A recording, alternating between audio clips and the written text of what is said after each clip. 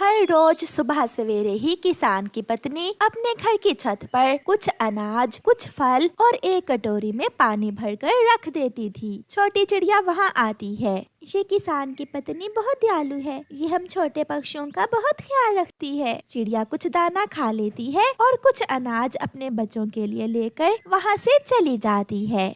मम्मा, आप हर रोज छत पर दाना क्यों रखती हैं? बेटा, क्योंकि हमारे इस अनाज पर पक्षियों का भी अधिकार है। जंगल का बहुत सा हिस्सा काट दिया गया है, इसलिए अब पक्षियों को जंगल से दाना पानी लेने में बहुत दिक्कत होती है।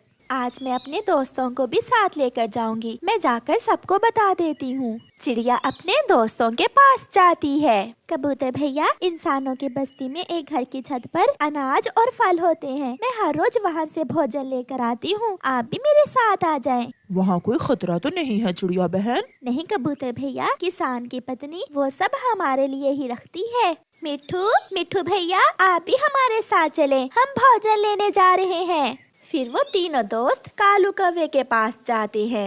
मगर इंसान बहुत बुरे होते हैं। वो बंदूक भी चला देते हैं। नहीं, किसान की पत्नी बहुत दयालु है। उनसे हमें कोई खतरा नहीं है। फिर वो सब दोस्त इंसानों की बस्ती की तरफ जाते हैं। घर की छत पर इतना सारा भोजन देखकर पक्षी बहुत खुश होते हैं। मैं बड़ा हूँ, इसलिए सबसे पहले मैं खाऊंगा। नहीं कौवे भैया, हम सब मिलकर एक साथ ही खाएंगे। नहीं, ऐसा नहीं होगा। पहले मैं खाऊंगा। ज्यादा भोजन देखकर कौवा लालच में आ जाता है, इसलिए वो दूसरे पक्षियों को खाने से मना कर देता है और पहले खुद दाना खाता है, फिर फल खाता है और फिर पानी पीकर कहता है, ओ, मजा आ गया, अब तुम भी खा सकते हो। फिर दूसरे पक्षी भी दाना खा लेते हैं। हम अपने परिवार के लिए भी दाना इस पोटली में डाल लेते हैं। चिड़िया ऐसे कहती है क्योंकि चिड़िया तो हर रोज अपने बच्चों के लिए भोजन लेकर जाती थी। फिर वो सब पोटली में कुछ अनाज और फल डाल लेते हैं। वो सब वहाँ से वापस जंगल उड़ते हैं। रास्ते में जाते हुए कालू कौवे के दिल में फिर से लालच आ जाता है। वो सब जंगल पहुँच जाते हैं। कौवे, आप हम सब का हिस्सा हमें बांट कर दे दो। कौन सा हिस्सा? मेरी पत्नी भी भूखी है और मेरा जग्गू बेटा भी। इस भोजन से तो उनका पेट ही भरेगा। चिड़िया, मैंने आपको मना भी किया था कि इस कौवे को साथ ना लेकर जाओ। इस भोजन में हम सबका हिस्सा है। कौवे भैया, मैंने ही तो आपको उस भोजन के बारे में बताया था। जो भी है, मैं इसमें से किसी को कुछ नहीं दूंगा। कौवा वो पोटली लेकर वहाँ से अपने घर चला जाता है। अपने पति के पास भोजन की पोटली देखकर गोरी बहुत खुश हो जाती है। कालू जी, आज तो तुम इतना सारा भोजन कमा लाए हो। हाँ, अब से हमें भोजन की कोई चिंता नहीं है। किसान की पत्नी छत पर जितना भी भोजन रखेगी वो हम ही उठा कर ले आया करेंगे। तो फिर तुम्हें उनके साथ जाने की क्या जरूरत है? हम दूसरे पक्षियों से पहले ही इंसानों की बस्ती पहुंच जाएंगे और सारा दाना उठा लिया करेंगे। ये ठीक है, हम ऐसा ही करेंगे। फिर दूसरे दिन कौवा और कौवी मुंह अंधेरे ही इंसानों की बस्ती में जाते हैं और किसान के घर की छत से सारा दाना उठाकर थैली में डाल लेते हैं। अब जल्दी से चलो कालू, ऐसा ना हो कि दूसरे पक्षी हमें देख लें। वो वहाँ से भाग जाते हैं। दोस्तों, आज हम कालू कौवे को साथ नहीं लेकर जाएंगे। उसने कल भी हमें हमारा हिस्सा नहीं दिया था। जल्दी चलो, उसके आने से पहले ही हम निकल जाते हैं। फिर चिड़िया, कबूतर और तोता इंसानों की बस्ती की तरफ जाते हैं। यहाँ तो कुछ भी नहीं है, केवल इस कटोरी में पानी ही है। जिसने पानी रखा उसने दाना भी रखा होगा। ये जरूर उन कौवों का ही काम है। हम उनसे पहले नहीं, बल्कि वो हमसे पहले ही दाना उठा कर ले गए हैं। हम शिकायत करेंगे। हम किसान की पत्नी से दुष्ट कौवों की शिकायत करेंगे। फिर वो सब आंगन में बैठी हुई किसान की पत्नी के पास जाते हैं। माँ जी, वो दुष्ट कौवे हमें आपका रखा हुआ भोजन नहीं खाने देते। आज फिर हम भूखे रहे हैं। वो सारा ही भोजन उठा कर ले गए हैं। जो खाया सो खाया, बाकी जो बचा वो उठाकर घर ले गए हैं अपने। अगर वो कौवे इतने लालची हैं, तो उन्हें उनके लालच की सजा मिलनी चाहिए। आप सब चिंता न करें, उन कौवों को सजा जरूर मिलेगी। पक्षी किसान की पत्नी से कुछ अनाज लेकर वापस जंगल चले जाते हैं। चिड़िया नदी पर बैठी हुई थी जब गोरी कव्वी वहाँ मीठा फल लेकर आती है। ये फल बहुत स्वादिष्ट है। गोरी, कहाँ से लिया है आपने ये फल? ये फल मेरी माँ लेकर आई है मेरे लिए। आपकी माँ लाई है या किसान के घर की छत से उठा कर लाए हैं आप? ना ना, हम तो आज इंसानों की बस्ती में गए ही नहीं।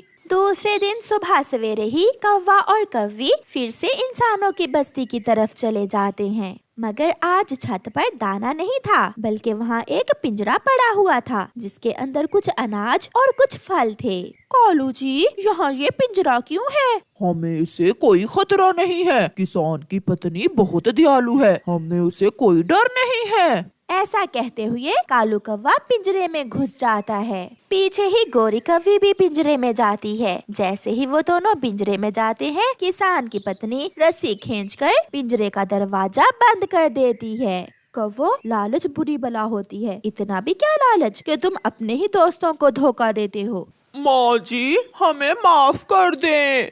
माँ जी, हम लालच में आ गए थे, फिर हम कभी ऐसा नहीं करेंगे। थोड़ी देर बाद दूसरे पक्षी भी वहाँ आ जाते हैं। वो रहे लालची कौवे, वो रहे वो पिंजरे में कैद हैं। किसान की पत्नी ने इन्हें अच्छी सजा दी है। अब ये कौवे जान जाएंगे कि दोस्तों का साथ जरूरी होता है। फिर पक्षी मजे मजे से भोजन खाते हैं। चिड़िया बहन, प्लीज हमारी मदद करो। किसान की पत्नी आपकी बात मानकर हमें आजाद कर देगी। ताकि आजाद होने के बाद तुम दोनों फिर से हमारे साथ चालाकी करो और हमसे पहले पहले ही आकर भोजन उठा कर ले जाओ। चिड़िया, माँ कसम, हम कभी ऐसा नहीं करेंगे और ना ही तुम सबसे लड़ाई करेंगे।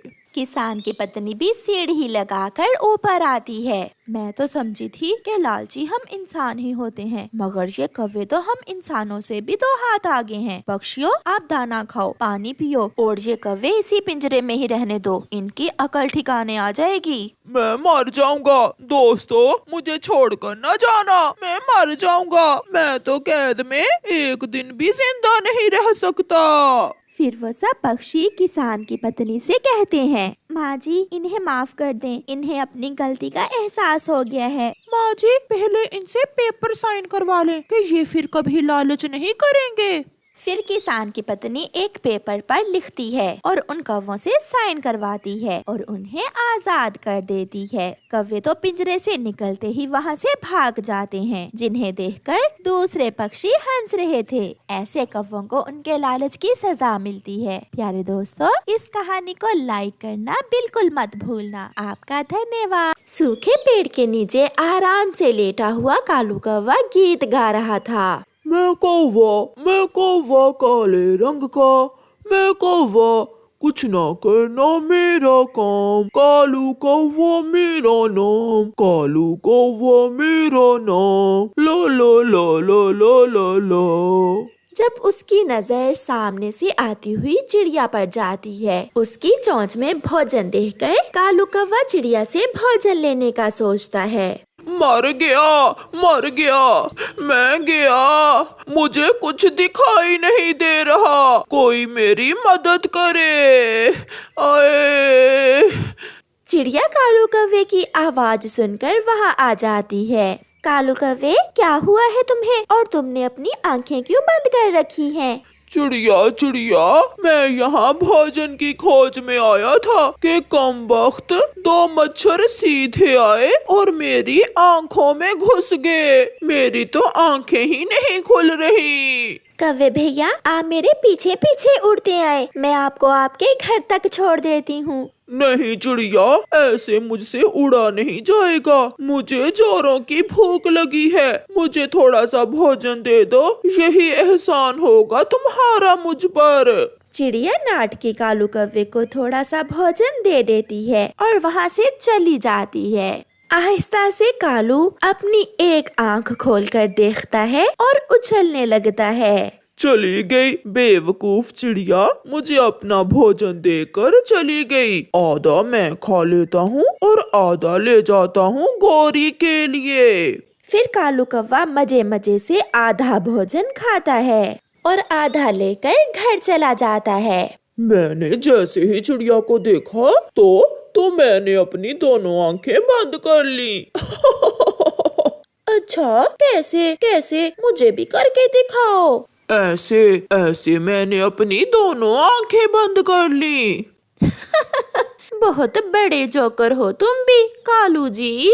लो, मैं ये चिड़िया से हटाया हुआ आधा भोजन तुम्हारे लिए ले आया हूँ, तुम भी ये भोजन खा लो। फिर गौरी कव्वी वो भोजन खा लेती है। वो दोनों पति पत्नी हमेशा ऐसे ही दूसरे पक्षियों को उल्लू बनाकर उनका भोजन लेकर खा लेते थे। फिर एक दिन कालू कौवा तोते के पास जाता है और उससे कहता है, तोते तोते, वो मर जाएगा, वो मर जाएगा। कालू, कौन कौन मर जाएगा, कुछ बताओ भी। वो अमरूद का बड़ा पेड़, वो मर रहा है, और वो अमरूद का बड़ा पेड़ मरते समय 2 मीठे मीठे अमरूद खाना चाहता है। अमरूद का पेड़ भला अमरूद क्यों मांगेगा? ये मैंने उससे पूछा था, उसने कहा कि सारी जिंदगी उसने हमें मीठे अमरूद दिए हैं, इसलिए मरते समय वो भी मीठे अमरूद खाएगा। यार कालू, मैं तो तुम्हारी भाभी हरियाली के साथ दूसरे जंगल जा रहा हूँ, तुम ये 2 अमरूद ले जाओ और अमरूद के बड़े पेड़ को दे दो। कालू कौवा तोते से मीठे अमरूद लेकर वहाँ से भाग जाता है। वो वीराने में जाता है और वहाँ जाकर मजे मजे से मीठे मीठे अमरूद खा लेता है। वाह रे कालू, आज तो अच्छे भले तोते को ही उल्लू बना दिया मैंने। शाम को जब तोता और तोती दूसरे जंगल से वापस आ रहे थे, हरे भरे अमरूद के बड़े पेड़ को देखकर वो दोनों वहाँ जाते हैं। बड़े अमरूद के पेड़, आप तो अच्छे भले हैं, और कालू कौवे ने मुझे कहा कि आप मर रहे हो और 2 मीठे अमरूद मांग रहे हो। मैं तो ठीक हूँ, तो क्या तुमने उसे मीठे अमरूद दे दिए थे? हाँ दोस्त।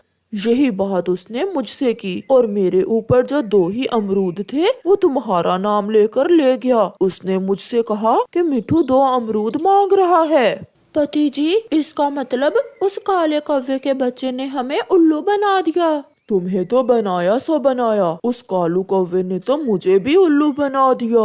अब तो उस कालू को कुछ न कुछ करना ही होगा। रात को तोता और कबूतर चिड़िया के घर जाते हैं और चिड़िया को सारी बात बताते हैं। चिड़िया, वो हमेशा झूठ बोलकर हमसे भोजन ले लेता है, उसे सजा मिलनी ही चाहिए। उपाय मैंने सोच लिया है। चिड़िया, आप कल मुझे थोड़ी सी स्वादिष्ट खिचड़ी बना देना। खिचड़ी? कबूतर भैया, खिचड़ी से कैसे कालू कौवे को सजा मिलेगी? बाकी की बात मैं आपको कल ही बताऊंगा। फिर दूसरे दिन कबूतर चील के पास जाता है। चील दी, मैंने सुना है आपको मीठी खिचड़ी बहुत पसंद है। हाँ कबूतर, खिचड़ी में तो मेरी जान है। तो फिर आज शाम आप मेरे घर के सामने आ जाना, मैंने आपके लिए खिचड़ी बनाई है। मैं शाम से पहले ही आ जाऊंगी। कबूतर, खिचड़ी में शक्कर थोड़ी ज्यादा डाल देना। फिर कबूतर वहाँ से चला जाता है। चिड़िया भी मीठी खिचड़ी बनाकर ले आई थी। मिठू भी आ गया था।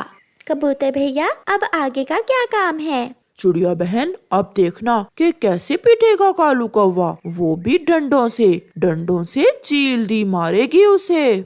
कबूतर भागा भागा कालू कौवे के पास जाता है और उससे कहता है, कालू कौवे यार, मैंने मीठी खिचड़ी बनाई है, क्या तुम खाओगे मीठी खिचड़ी?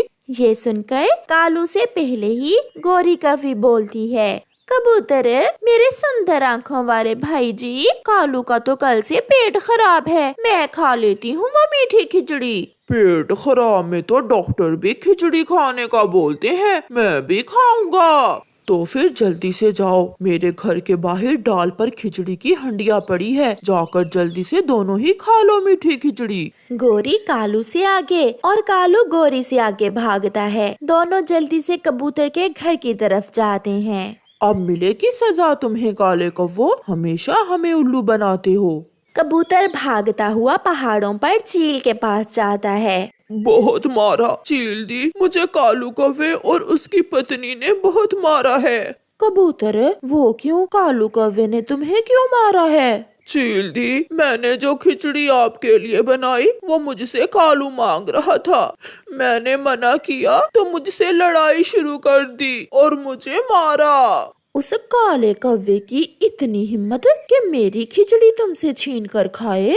उसे मैंने बताया था कि खिचड़ी तो मैंने अपनी चील दी के लिए बनाई है, मगर ये सुनकर वो और भी गुस्से में आ गया और मुझे डंडों से मारने लगा।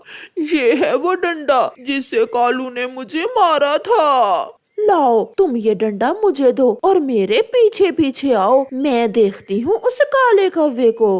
कालू, अब बस भी कर जाओ, तुम्हारा पेट है या कुआं, अब मुझे भी खा लेने दो। बारी बारी, पहले तुम्हारी बारी थी और अब मेरी बारी है। दूसरे पेड़ के पीछे तोता और चिड़िया छुपे हुए थे।